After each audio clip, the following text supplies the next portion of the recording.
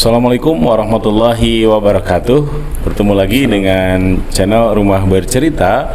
Dan insya Allah kita akan terus bercerita, memberitahukan yang baik dan tentunya memberikan manfaat, khususnya bagi kami dan umumnya bagi teman-teman semuanya. Alhamdulillah di samping saya sudah ada Ustadz Atep. Bagaimana kabarnya? Alhamdulillah sehat Ustaz ya. Di kesempatan kali ini kita akan ngobrol nih, karena kemarin telah terbentuk Pusat Zakat Umat KLP Mangkubumi ya. Ya, dan beliau mau memimpin selama berapa tahun? 2 ya atau 3? Nah, beberapa tahun ke depan gitu ya, sekitar 3 tahun ya. Ya, 3 tahun. Sekitar 3 tahun. Selamat mungkin Ustaz ya. 3 tahun ini mengurus Amanah berat. Amanah apa saja yang diurus nih dari Pusat Zakat Umat? Pusat Zakat Umat itu kan bagian dari LAS ya, Lembaga Amil Zakat, dan skupnya sudah nasional. Oh iya. Jadi kita hanya KLP istilahnya kalau di kita, kantor layanan pembantu. Jadi semacam unit-unit lah kalau di perusahaan gitu ya. Cakupan kerjanya di cabang Mangkubumi atau di kecamatan Mangkubumi begitu. Jadi unit terkecilnya. Oh iya. Tapi coverage area mah kan bebas gitu ya. Maksudnya untuk mustahik atau muzaki gimana? Bebas, saya kira siapapun kita berhak untuk kita datangi karena kita sebagai amilin resmi. Jadi siapapun dimanapun muzaki berada, kita boleh untuk mendatangi dan menarik zakat mereka. Adapun untuk penyaluran ya sebagaimana Rasulullah katakan, dari mana zakat itu ditarik disalurkan di daerah itu juga gitu kan. Oh ya, diutamakan daerah terdekat.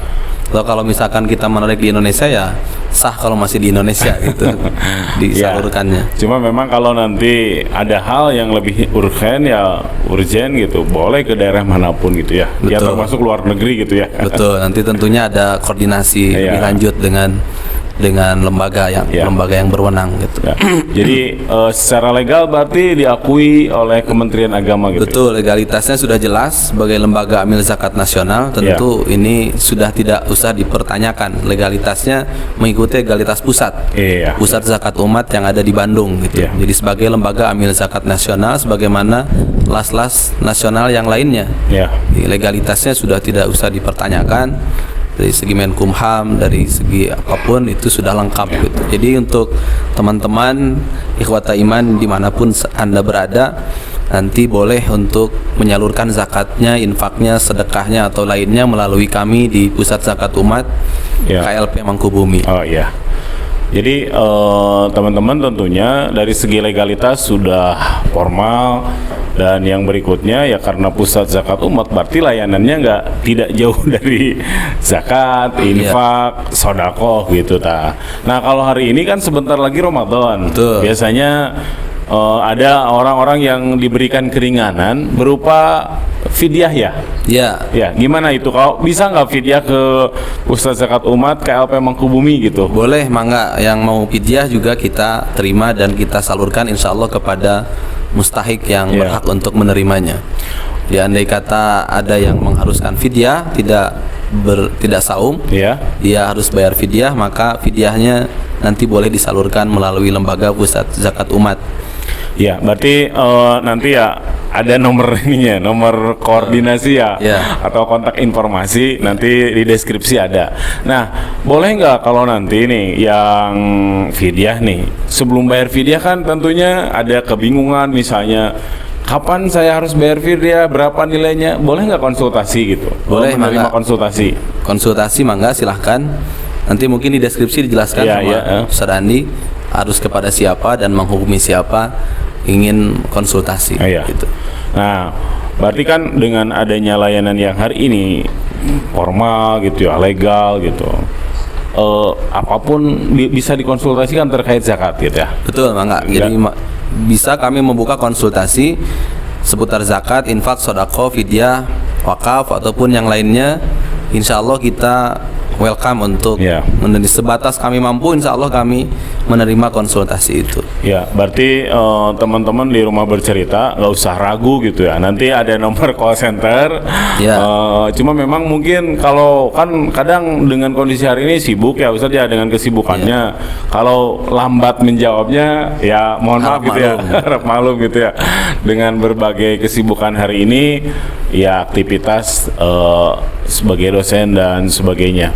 Nah itu mungkin teman-teman semuanya, kita hari ini yang pertama tentunya mengucapkan selamat mengemban amanah menjadi ketua PZU. Juga yang berikutnya bagi teman-teman yang mau menitipkan zakat, infak, sodako, juga fidyah serta wakaf bisa gitu ya. Ya. Dan satu lagi terkait momen Ramadan, kita ada program khusus ya. Betul. Ada program biasa seputar berbagi makanan untuk berbuka gitu. Itu kami juga welcome, silahkan bagi yang menitip makanan untuk berbuka. Insya Allah kita akan juga sampaikan gitu. Terus program berbagi Al-Quran, sebar Al-Quran juga ada. Terus nanti sebar kado untuk Lebaran juga ada. Sasarannya yatim, duafa, dan orang miskin serta guru. Nanti guru orang-orang yang berjuang di jalan Allah. Insya Allah kita di momen berbahagia, kita bahagia bersama lah. Bukan hanya orang-orang yang berpunya yang berbahagia, tapi karena ini hari kebahagiaan bagi umat Islam semuanya, maka marilah kita untuk bisa berbagi kebahagiaan dan bisa melalui kami juga, silahkan.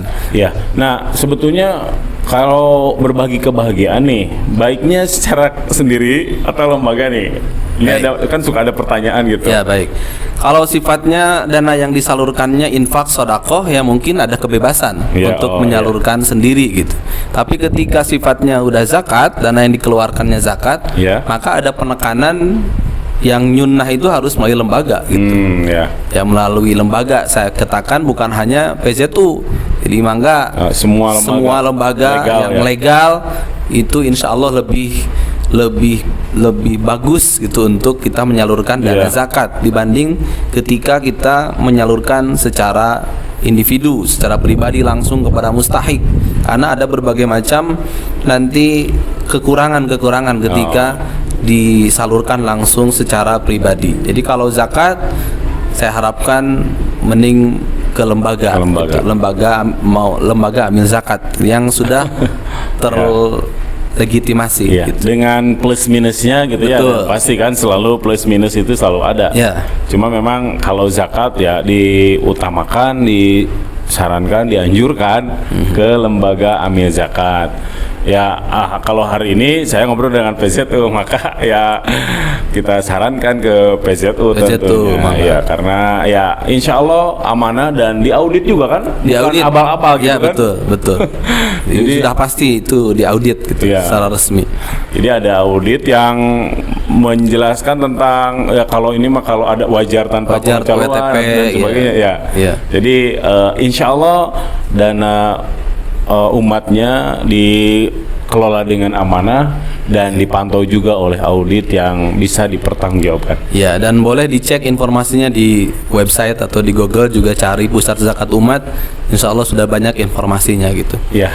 Adapun kita di sini KLP Mangkubumi gitu. Ya KLP Mangkubumi, dan sangat terbuka untuk membuka ruang konsultasi untuk teman-teman semuanya, muzaki juga teman-teman yang menitipkan infak, sedekah, wakaf dan fidyahnya. Itu saja teman-teman. Ya Ustaz Atep, itu saja. Sekali lagi nanti di deskripsi ada informasi terkait Pusat Zakat Umat KLP Mangkubumi, nomor kontaknya, konsultasinya. Kita insya Allah akan terbuka lebar dan tentunya memberikan informasi terbaik untuk umat. Itu saja, terima kasih. Jangan lupa like dan subscribe channel ini. Assalamualaikum warahmatullahi wabarakatuh. Waalaikumsalam warahmatullahi wabarakatuh.